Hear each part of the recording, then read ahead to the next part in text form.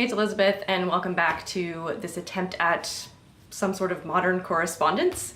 I think I described it a little bit strangely in the last episode, the first episode of the blog. I think I described it too much as like this elaborate artistic collaboration that was going to take a lot of effort on your part, but really it doesn't need to. All you need to do, you don't need to do anything obviously, but if you are so moved to be part of it, all you have to do is comment on the video or send me an email or Facebook Messenger, whatever. However you want to reach out, that would be awesome. But I'm really hoping that this sparks some dialogue, some back and forth. But really, yeah, I've really been taken with this idea of a correspondence. So that's what I'm thinking of this as. What I wanted to talk about today was how my life has been going. It's been a really interesting couple of weeks, and this is not unusual. I think often usually it was in the spring, but now I'm thinking more that it's the months of February and March, because in the Southern Hemisphere it's clearly not spring, it's very much fall here. But around this time of year I often get really creative. I have so many ideas, I'm awake in the night, I often don't sleep that well, but just I feel like I've opened some sort of a channel, and this year it's particularly strong. And it reminds me a lot of 20 years ago when it was so strong that I actually dropped out of university. I was living in Montreal, going to McGill at the time. Dropped out of university and went to Australia and had all sorts of wild experiences. But I felt like I left a world of a science degree and everything being laid out and logical and following the path that was laid out for me. And for the first time in my life, I felt like I was really pursuing the path that was my own, and suddenly was understanding art for the first time. I had a sense of what God meant to me. I was journaling a ton. It was the first time I ever was exposed to yoga. I started reading Buddhism books. It was really a formative time in my life, a really influential time that I think back on a lot. And oddly, it feels a lot like I'm going through the same sort of thing right now. Not in a quit my job and piss off, although in some ways I did already move across the globe, so maybe that's part of this, I don't know. Perhaps because I'm in a similar mindset, I recently signed up for a Buddhism course, and so one of the first assignments was, do you have a sense of purpose in your life? And if so, what kind of symbols represent that? And it reminded me that 20 years ago when I was in Australia, I spent most of my time in Tasmania. I was writing a lot of letters, and I was finding symbols really powerful, and in fact a lot of my letters included several of these symbols. I remember Mahea would refer to my alien symbols that I would send her. Can you hear this dog? Well, I got it in my head that I would recreate these symbols, and two of them in particular were really important to me 20 years ago. They're kind of like my version of the yin and yang. One of them is things coming together, things coming to a focus. The other one is things maybe diverging a little bit or expanding out, connecting to larger things. But in an abstract way, it also represents looking out at a horizon. So imagine you're standing in a bay. It's a round bay, and there are two pieces of land that kind of come in across the horizon. And these symbols came to me when I was actually standing in the back of a bay, looking out at the horizon with these two pieces of land coming in. So it was representative of something I was seeing out in the world, but it also symbolizes all of these other concepts, opposites, duality, but also the fact that they work together. You don't have one without the other. And so getting back to this cyclical nature of whatever phase that I'm going through right now, a similar thing happened to me at the end of 2007, it was actually New Year's Eve 2007, 2008, when I made these four symbols, which ended up being on my wall of this particular house until I moved in 2012. The other two symbols came to me around then, I'm guessing. The top one is, this would be if you were out on a boat on the horizon line that you were seeing in the previous image. If you were looking back into the bay, you could see, the mountain behind you and the two peninsulas of land kind of curling around.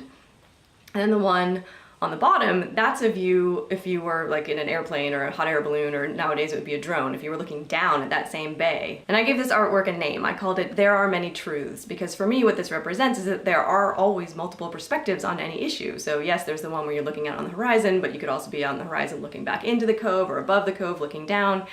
And that was really important to me because, I tend to get stuck in a particular mindset sometimes, where I think that things are this particular way, and if I can just remember that there are in fact many truths, then I can get out of whatever rut that I'm stuck in or start to see things more creatively. So I'm very happy now to have these images back on my wall and reminding me that there are many ways of looking at things, there are many perspectives, there are many truths. And yes, in fact, I seem to be up at night thinking about all of these different perspectives or ideas, and it's sort of overwhelming. It's pretty exciting. I'm pretty exhausted. And to relate that back to my first vlog episode, I realized, of course, as soon as I posted it that it was still kind of a rant. I mean, you should see most of what I edited out. I was totally ranting against various forms of social media. And thank you, Ruben, for your comment, because it made me realize, gave me a point to reflect upon, that I'm not actually totally opposed to social media. I guess a better question that I could have asked is, how can we use it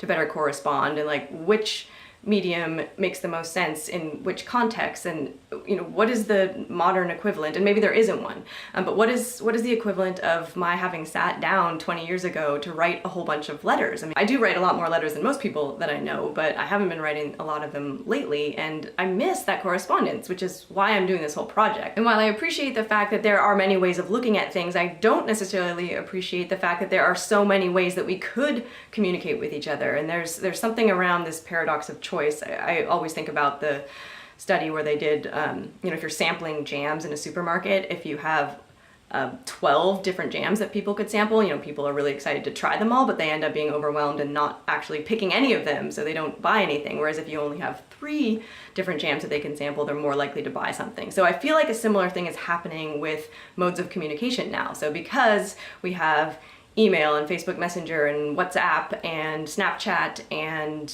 I mean, I have 4 different emails that you could reach me at. There's Slack, there's, you know, it's totally overwhelming. I can completely understand if I might sit there and think, oh, I really want to write Katie a letter, and then I'm like, oh, well, I don't have time to write a letter, but then, oh, email doesn't feel formal enough, or like I've put enough energy into it, or I don't know, it just, I want to honor the conversation. I want to honor that I'm actually thinking about you, and somehow email just doesn't seem to feel like the right way of doing that. So I'm really curious to know, for those of you who do have an ongoing correspondence or who are better at staying in touch with your friends, like, how are you making this work? Different correspondences with different people seem to show up in different ways. And yes, here I am now on YouTube, hoping that I can use that as a way to kind of give my emails more gravitas. And those of you who have already received an email with a link to these, you know what I'm talking about. It may or may not be working. I don't think I've actually heard back from any of you via email, which is fine. I mean, you sent out a letter back in the day and you might not hear back from people for weeks, and that was fine. I mean, there's also, I think, a sense with the new modes of communication where suddenly we feel like we're supposed to respond, or maybe we feel like we're not supposed to respond. I don't really know, but these are the kinds of questions I'm asking. Again, like, I'd love to hear from you. How are you using the different modes of technology to communicate with people? How do they feel differently for you? When will you use one versus another? And the last thing I wanted to say is that Scott pointed out that when I'm talking to the camera, I talk completely differently than when I'm talking to an actual person. And I think ultimately I would love to close the gap, but it is totally bizarre that I'm sitting here delivering a monologue. So until I can figure out a way to have a conversation with you all in real time in a way that doesn't require, you know, like a work-like logistical conversation about when to schedule the phone call. I mean, that just seems so not conducive to a spontaneous, heartfelt conversation with a friend, scheduling a phone call. But I don't know, I'm probably doing it wrong. So again, would love to hear from you. How are you communicating with people? How would you like to communicate with me? Do you think this vlog project is a step in the right direction, or is it just an extended navel-gazing journaling exercise that I should keep to myself, or something completely different? There are many truths. I'd love to hear yours. Thanks.